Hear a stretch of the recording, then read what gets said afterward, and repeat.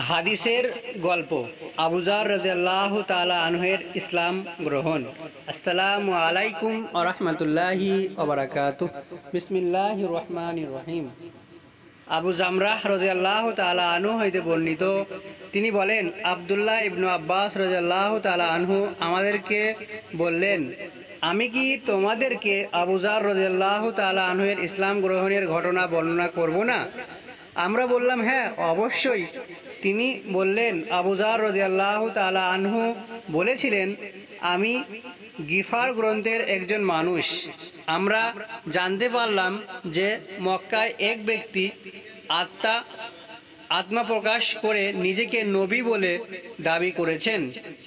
আমি আমার ভাইকে বললাম, তুমি মক্কায় গিয়ে ওই ব্যক্তির সাথে আলোচনা করে বিস্তারিত খোঁজ খবর নিয়ে এসো।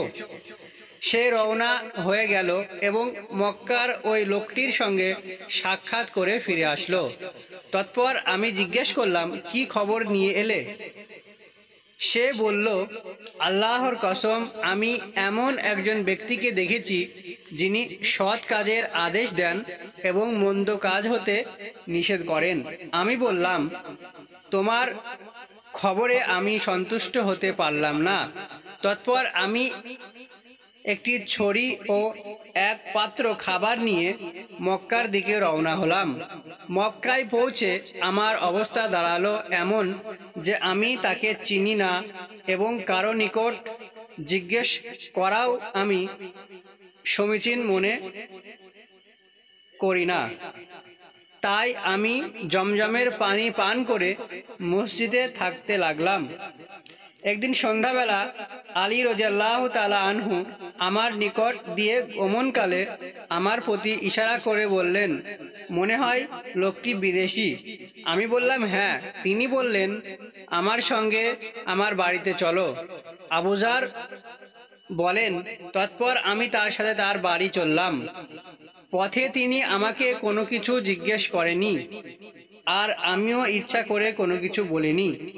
তার বাড়িতে রাত্রি যাপন করে ভোরবেলায় আবার মসজিদে গেলাম ওই ব্যক্তি সম্পর্কে জিজ্ঞেস করার জন্য, কিন্তু ওখানে এমন কোনো লোক ছিল না যে ওই ব্যক্তি সম্পর্কে কিছু বলবে।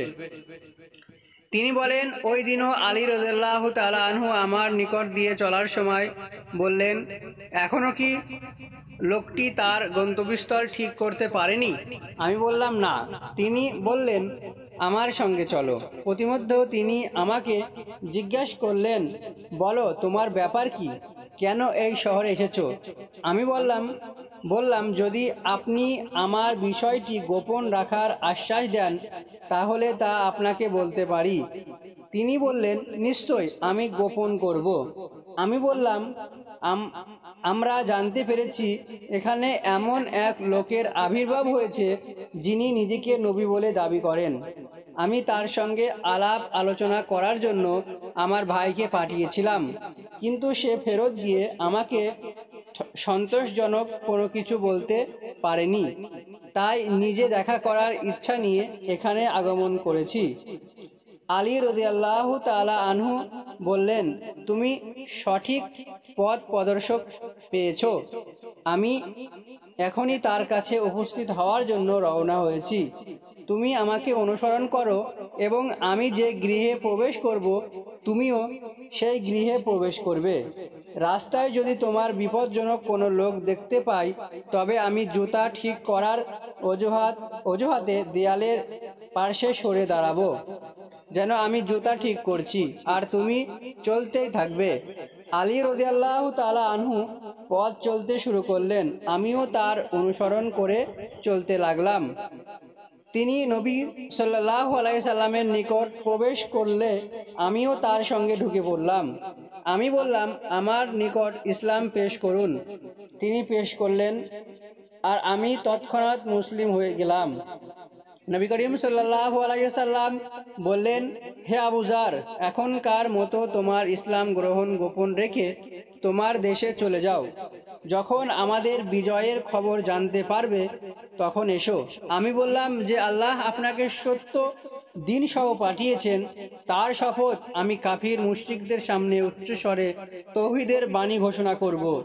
ইবনু আব্বাস রাদিয়াল্লাহু তাআলা আনহু বলেন, এই কথা বলে তিনি মসজিদে হারামে গমন করলেন। কুরাইশের লোকজন ও সেখানে উপস্থিত ছিল। তিনি বললেন, হে কুরাইশগণ, আমি নিশ্চিতভাবে সাক্ষ্য দিচ্ছি যে আল্লাহ ছাড়া কোনো হক মাবুদ নেই, এবং আমি আরও সাক্ষ্য দিচ্ছি যে মুহাম্মদ সাল্লাল্লাহু আলাইহি ওয়াসাল্লাম আল্লাহর বান্দা ও তার রসুল। এতদা শ্রবণে কুরাইশগণ বলে উঠল, ধর ওই ধর্ম ত্যাগী লোকটিকে। তারা আমার দিকে এগিয়ে আসলো এবং আমাকে এমন নির্মমভাবে প্রহার করতে লাগলো যেন আমি মরে যাই। তখন আব্বাস রাদিয়াল্লাহু তাআলা আনহু আমার নিকট পৌঁছে আমাকে ঘিরে রাখলেন। তৎপর আমি কুরাইশদেরকে উদ্দেশ্য করে তারপর তিনি কুরাইশদের উদ্দেশ্য করে বললেন, তোমাদের ধ্বংস অনিবার্য।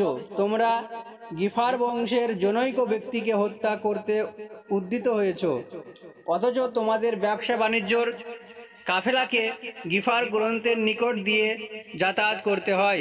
একথা শুনে তারা আমার নিকট থেকে দূরে সরে পড়ল। পরদিন ভোরবেলা কাবা গৃহে উপস্থিত হয়ে গত দিনের মতোই আমি আমার ইসলাম গ্রহণের পূর্ণ ঘোষণা দিলাম। কুরাইশগণ বলে উঠল, ধর এই ধর্ম ত্যাগী লোকটিকে। গতকালের মতো আজও তারা নির্মমভাবে আমাকে মারধর করল। এই দিনও আব্বাস রাদিয়াল্লাহু তাআলা আনহু এসে আমাকে রক্ষা করলেন এবং কুরাইশদেরকে উদ্দেশ্য করে ওই দিনের মতো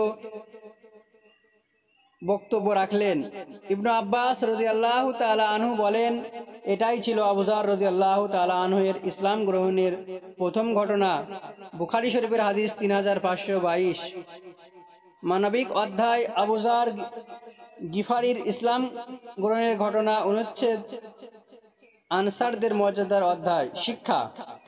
নাম্বার 1, হক অনুসন্ধানের জন্য সর্বদা সচেষ্ট থাকতে হবে। নাম্বার 2, হকের পথের পথিকরা নানান মুসিবতের সম্মুখীন হন, এক্ষেত্রে তাদেরকে ধৈর্যের পরাকাষ্ঠ প্রদর্শন করতে হবে।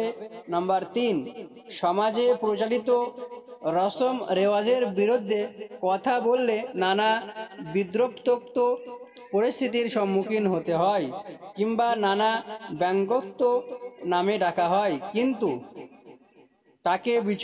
তাতে বিচলিত না হয়ে সত্য প্রচারে অটল থাকতে হবে ইনশাআল্লাহ।